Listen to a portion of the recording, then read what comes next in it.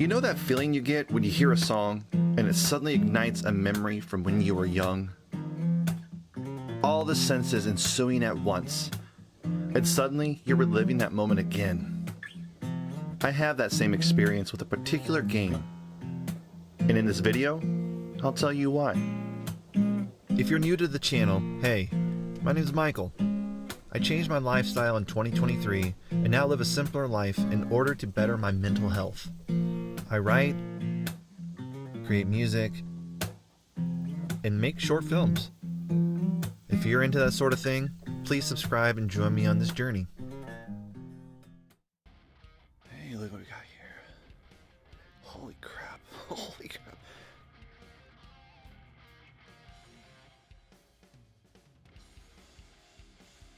Put that back. For as long as I can remember, anytime friends asked about my favorite games, Suikoden 2 was at the top. Games like Skyrim, Minecraft, and Mass Effect dominated their top choices. Obviously much more popular games. But they typically questioned my taste in games, having never heard of most of them. For me, Suikoden 2 is like a 5-star dining experience I've indulged in repeatedly since I was 12. It's a JRPG released in December 1998. During that era, some of the most groundbreaking role-playing games of all time were released. Final Fantasy VII, Wild Arms 2, The Legend of Dragoon, Chrono Cross, just to name a few. Suikoden 2 is where my cousins and I escaped to when we were overwhelmed by Arkansas heat. We sat in front of box fans after long swims at the lake, devoured bags of chips, peanut butter bars, and honey buns, and journeyed through the game's politically driven war story, like treasure hunters intent on finding magic runes. These moments are some of my fondest. The story centers around two best friends, Ryo and Jowie, who become entangled in a war and are pulled apart by the destinies of two powerful runes, the Bright Shield and Black Sword.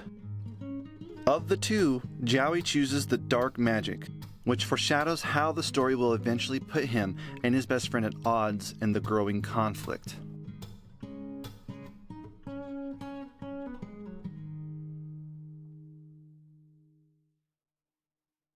When I left last year to travel, my PlayStation Portable came with me because it had the first two Suikoden games downloaded for me to enjoy. I always had it at bedside before I slept, and as the new changes to my lifestyle began to affect me, I found comfort in those games. It took me a while to understand that the games were keys for me, unlocking doors I rarely opened anymore. I yearned to keep hold of something familiar, since everything else was so new. So I just parked at the lake. I'm outside our lake house, our trailer.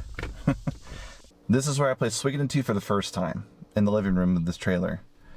Just a few hours ago, I downloaded Eiyuden Chronicles 100 Heroes and decided it was appropriate to come back down here for a few days, start playing that game, and just, I don't know, relive the nostalgia. Alright, so this is the room. We used to play video games on a big box TV that was on this wooden stand. Obviously now it's a different stand, but it's got a little HD TV now. We used to play over in this corner. PlayStation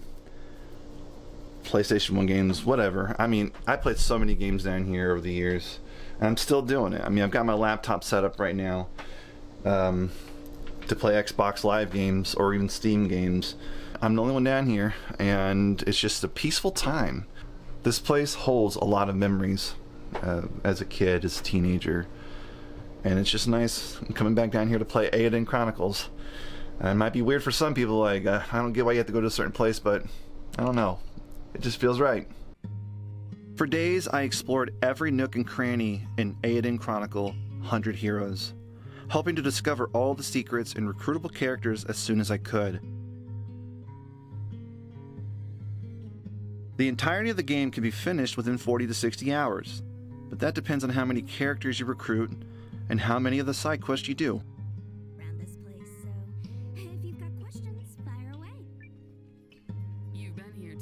For instance, the cook-off quest needs to be completely finished in order to recruit one character, and that alone takes a long time. For me, I returned to the quest throughout the game only to unlock the character before the end. One of my favorite aspects of the Suikoden games is the headquarters you build. And Eiyuden Chronicle brings back that feature. While upgrading the castle can seem like tedious work early on, many will find its appeal more intriguing the further into the game they get. They added the option to customize the look of it too, but it just takes some time to really get into a spot where you can have some creative control. Here's an example of how my headquarters look.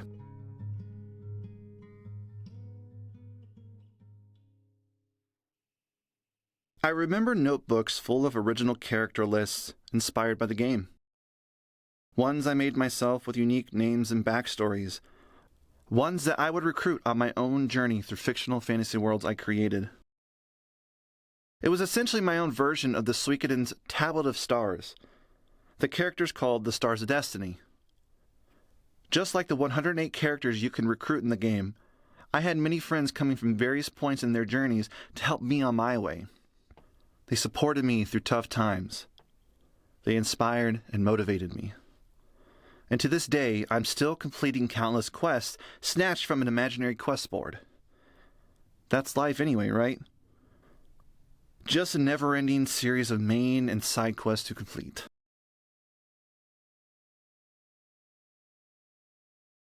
I always knew that Suikoden 2 held a special place in my heart as a teenager and a hardcore gamer, but I see now how the game itself helped me learn how to live in the moment. For better or worse, this is something I've forgotten to do. I've become so focused on what I didn't complete yesterday, and simultaneously I've developed a paralyzing fear of the future. It's so hard to live in the moment when I continually question what I could have done differently in the past, constantly thinking about the outcomes of my life if I had made different decisions to various choices. If my life resembled a choice-driven RPG, I'd go back and see the outcome of another game-altering decision. But in reality, a decision carries implications, and there's just no way to go back and choose differently.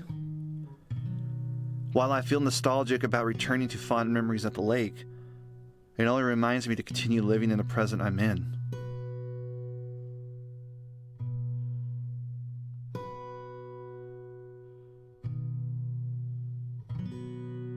Sure, I worry about jobs and student loans today, but there's only one direction I'm going, and that's forward. Way back when playing games with friends, I didn't have to worry.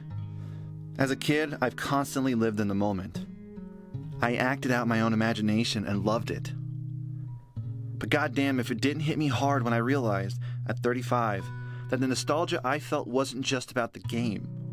It was about those moments I lived and loved growing up. It was about creating memories with the people I cared about. It was about the lives of the characters I embodied, all inspired by Suikoden. I didn't have to think about much else other than swinging stick swords and throwing gravel at my cousins as if it were some earth-based Rune magic attack.